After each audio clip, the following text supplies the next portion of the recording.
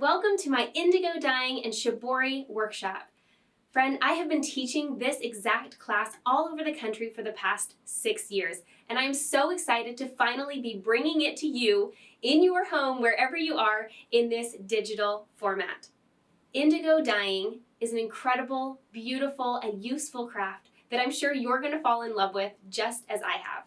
Maybe you've done some dyeing in the past with RIT dye in your washing machine or with tie-dye at camp. I'm going to tell you right now that indigo dyeing with natural indigo, like we're doing in this course, is unlike anything that you've done before.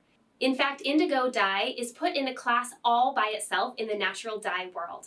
We'll get into all of that a little bit more as we go through the lessons of the course, but just as an introduction, I thought that you might like to know some of the incredible history of natural indigo dye. When you think of nature, what types of colors come to mind? The greens of the grasses and trees and plants, maybe the browns and oranges of dirt and dust, maybe some colors in the beautiful flowers. But do you often think of blue somewhere other than the sky?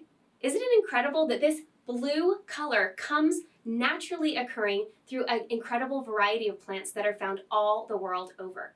In fact, indigo is one of the only naturally occurring blue dyes. It's also one of the oldest dyes that has ever been used for coloring fabric.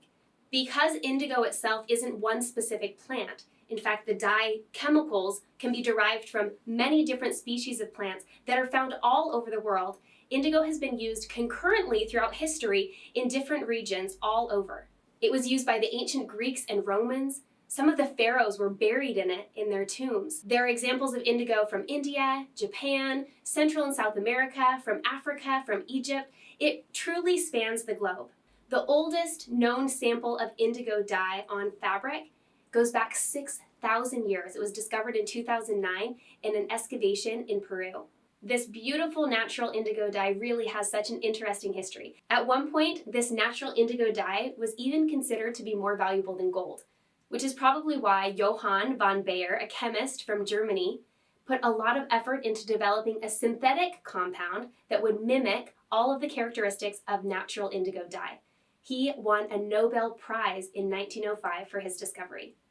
If I sound a little bit obsessed, it's because I am. I truly think that natural indigo dye is one of the most magical art forms, and I'm so excited to be able to share that with you today.